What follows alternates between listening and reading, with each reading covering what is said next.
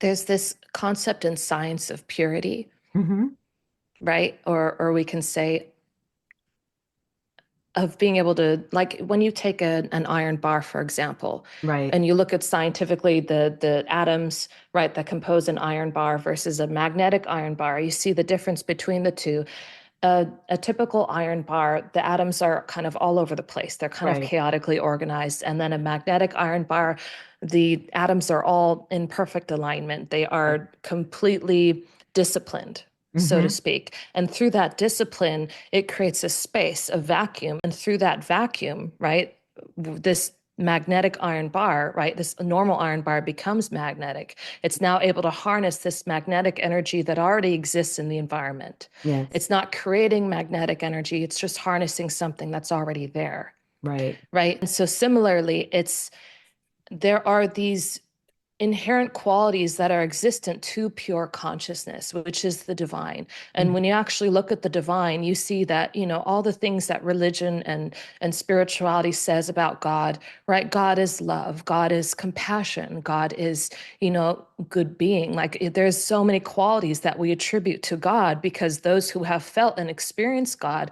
have spread that message that this is what God is all about. This is what it feels like to connect with God. Yeah. And so the true way in which we connect is by completely disciplining and aligning ourselves with these divine principles and fundamentals. And when we do that, when we live our lives according to this, in accordance with the morality of divine, these ethics, this sense of purity and innocence like a child, Hmm. right? This in doing so, it connects us to that presence. It naturally and inherently does that for us. This innocent yearning for God, this authenticity, this honesty, this sense of integrity, right? This is what truly connects us. Right. And on top of that, there are a lot of people who simply just need help because there's so much clogging or blocking that diamond, that inner light from shining Hmm. forth and creating. Because this divine presence, this consciousness, it's self-effulgent. It takes care of itself. Yeah. It is sustained by its own light. So you really don't need anything else. This light takes care of your life. It takes care of everything. It wants everything for your happiness. It wants you to have everything. Right.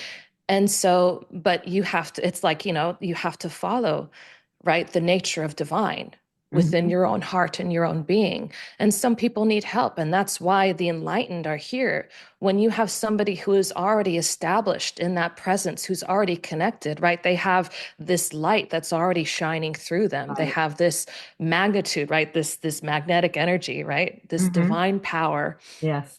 And through that divine power, right, that's what connects all of us together. That's what's inherent in everyone.